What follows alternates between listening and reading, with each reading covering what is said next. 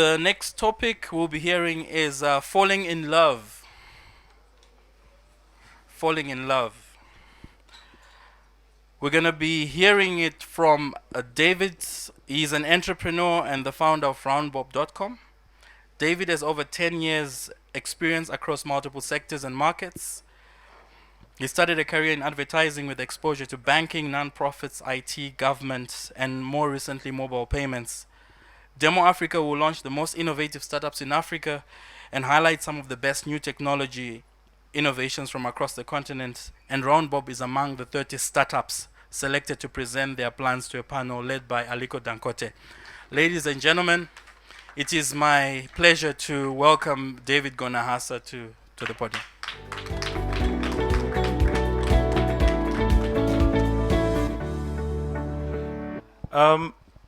I want to start with a very interesting scenario, and it's about fairy tales.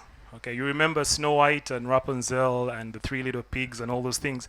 It's very interesting how all those stories kept trying to instill the same things in us as children, which was for you to achieve happily ever after, you have to go through a lot of pain and hassle. Okay, scenario number one: the three pigs, yeah, had to go through the huffing and puffing of the big bad wolf until they figured out that we can build a brick structure which should keep us safe.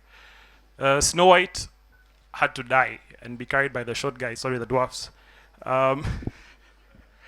are the others? Cinderella, born hustler, born hustler, nothing. She had to actually go through belief. She sat there and believed so much that a pumpkin turned into a carriage and rats became horsemen. But it's interesting because we seem to forget these very basic principles we were taught consistently as we grew up. And it brings you down to one thing, because all these fairy tales eventually were stories of love, and there was the Prince Charming who climbed the hair, and Prince Charming who walked through the bushes after so many years when they became whatever it was. But it's one same thing that you hear over and over again, which is love, which is passion. And you look at it, and I see it as three things, or one of three things. Okay, there's three kinds of love. Number one is spiritual. Now, I'm not a pastor as well, but interestingly, I figured out that if you want to find yourself, in many cases, you have to find your spiritual self. So, if you're atheist and you believe in nothing, I sound a bit like Mr. Lindo here, but yes, you believe in nothing. But that nothing is something, because they always argue about I'm this. The next is if you're Christian, like I am, you believe in a God. If you're Muslim, it's that. And you find your center in that way, and that helps you discover and find yourself to an extent. The next is your connection. So it's people. Okay, so your wife, your spouse, your friends, your family, or whatever it is. The third and most interesting thing which you should fall in love with, which I think I have to an extent, is your craft, your work, what you do, what drives you, what makes you. Sorry, I had to find my notes again for a second here. Yes, because if you fail to fall in love with your craft, you always end up being mediocre. And the first step is choosing. Okay, so you have to choose exactly what your craft is. So, are you an entrepreneur? Many times you hear these stories about be an entrepreneur, go and change the world, come up with something. I think it's a lot of BS, if you ask me, because not everybody is going to be an entrepreneur. Some of us are and some of us aren't. So when people start doing this thing where you have a job and you have a good job and a good career going, and all you're doing is your side hustle, so you have this nice bank job, but you don't see yourself growing, but you decide to say that I want to start a side business selling clothes or selling land or whatever it is. Now, I'm not against passive income. I believe in passive income. But if you're going to spend your time doing your job and at the same time running away to go for a sales pitch to get some money, you don't only cheat yourself, you cheat your employer as well. And what happens then is you will be mediocre, because of the two, you will never get any of the two right. One will suffer consistently. My father likes to say that because you have two legs doesn't mean you can climb two trees at the same time. Climb one tree, get to the top of it, put your flag on it, climb down, climb the next one. And it's a thing that I've learned, and it guides me in what I do. I've been called somebody who quits jobs over and over again, but the fact is that, as I told an employer in an interview once, I said that when I come for this interview, you have expectations, which basically means that if I don't meet your expectations, you will fire me. As such, as an employee, I have expectations. So if you don't meet my expectations, same thing. And that helped me figure out to an extent who I am. So I choose to be an entrepreneur. Now, I missed something here, which is that if you are not an entrepreneur, you can be an entrepreneur, which basically means that you can develop or you can innovate within a structure. I mean, the CEO of Swiss Bank is an African man, and very many other people in this country were very successful. You count that the CEO, I think, of Talo makes over 100 million shillings a month. Many of our small, silly businesses don't even make 20 million shillings, even 5 million shillings a month, and you're there saying, ooh, entrepreneur, I'm a businessman. And then you get all these business cards that are saying, I am CEO and president, but you make 2 million. And I'm not belittling it because it's a process and it's work towards achieving what you want to achieve. But be real with yourself. If somebody said, Mr. Neil spoke about self-discovery. If you have a good job and it's working, do the process, work on it slowly, grow yourself, better your career, and become a stronger, better person. Because your employers are watching what you do. The more you run around doing all these things, they probably won't actually ever, grow your business. Or, grow you as an individual or promote you. They'll promote the more focused people, like the Kenyans. Because those guys come to Uganda and there's one thing they do. They know that I am not, this thing of Sigenda Kudayo Muchalo. Sigenda Kuva Kampala. Same thing, man. These guys are like, I'm not going back to Nairobi. Sorry, no offense to the Kenyans because I know very many of you. Secondly, as I move forward is, and I say this before, is that, again, don't cheat yourself. Focus, decide what you want to be doing. And I will go on to my choice. Okay, so my choice, and I figured myself out a while ago that I'm an entrepreneur. I've jumped from job to job, and then I figured that, okay, so how do I focus this thing? How do I get myself together? And 2 years ago, I quit my very nice paying job. Believe me, it was very nicely paying.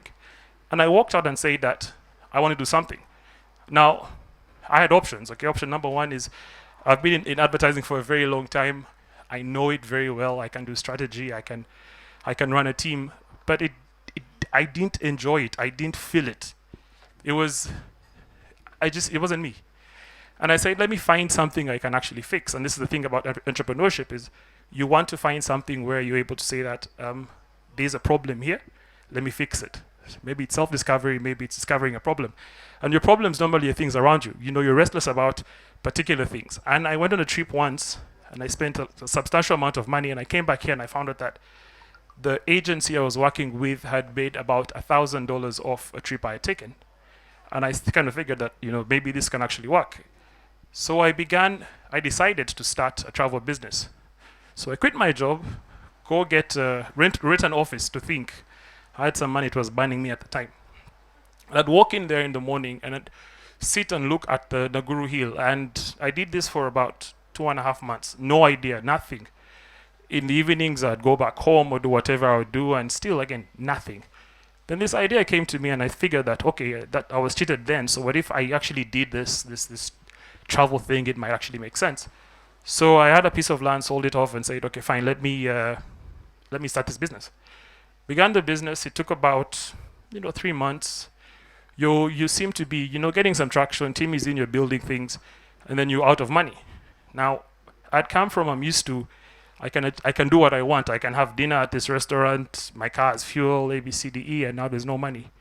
The first thing I did was sell my car because somebody said, it's happened actually, you were at a bar somewhere, and this guy says, can I buy your car? And I figured, okay.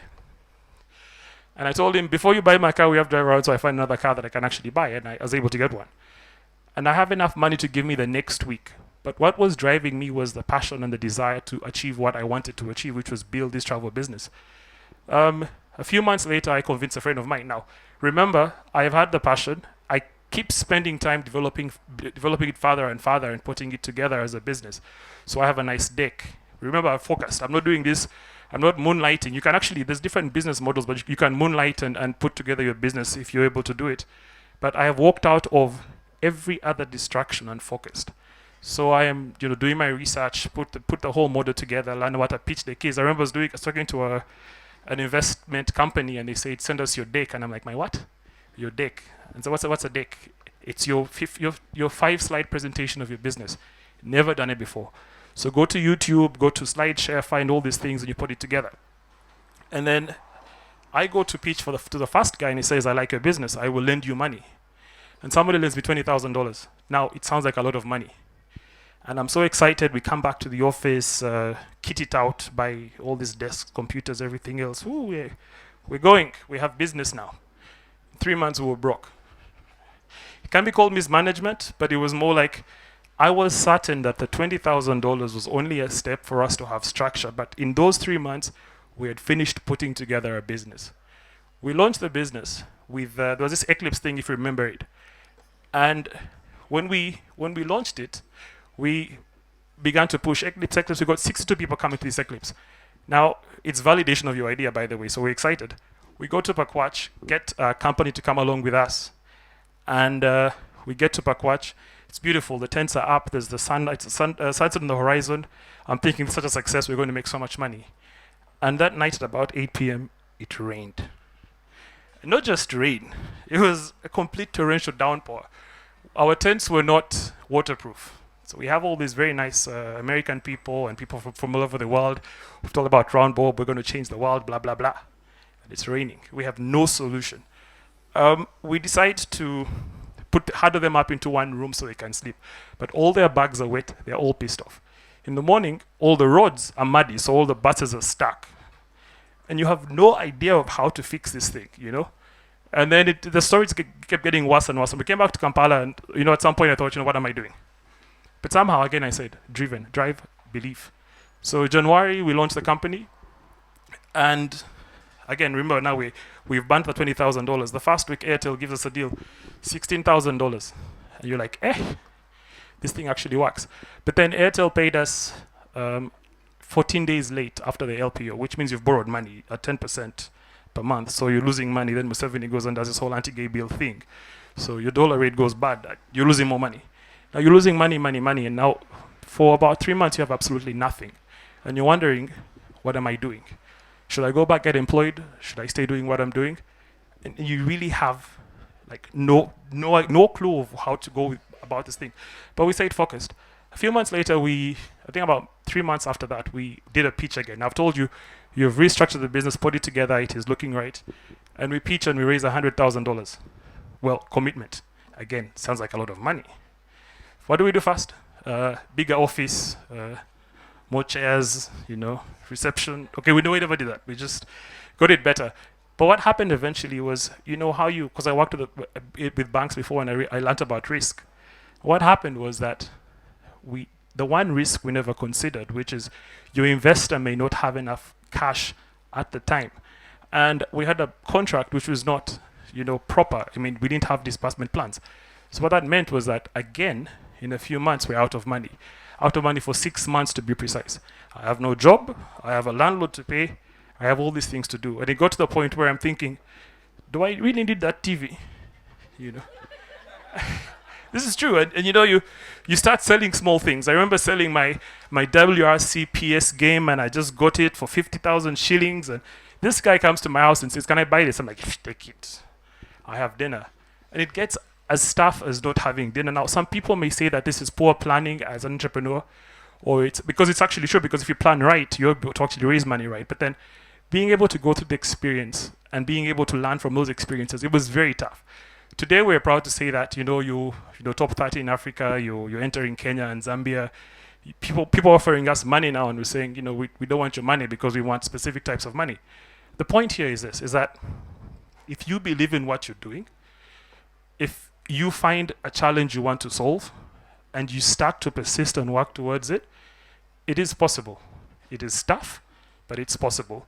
Now, either you're doing it outside as an entrepreneur, guys, somebody may argue with me about this, but if you're going to do something, if you're going to bite a frog, bite the biggest. If you're going to say, I want to be an entrepreneur and start a business, chase the money, yes, but focus on building something and build it big, make it scalable. These are words I use over and over again, but be able to say, I can create a big business, I can actually go to Africa. We're scaling through joint ventures with other markets, and the interest in what we're doing is amazing, where it's as big. And then there's also the naysayers who come in telling you all these things, like the consultants who are going to come and use all these big words to make you seem like you're nothing or you have no idea what you're doing. Or the friends of yours who will tell you that, nah, it's not going to work. The point is, it's you. So if you believe and you persist, like Prince Charming in so many of those movies, like Beauty and the Beast, except Shrek. Shrek is the only wrong one because Prince Charming never got the girl. But as long as you actually believe and do what you're doing, it is possible. So my parting word is, again, fall in love with what you're doing and focus. Sorry, before my parting word, just one last one.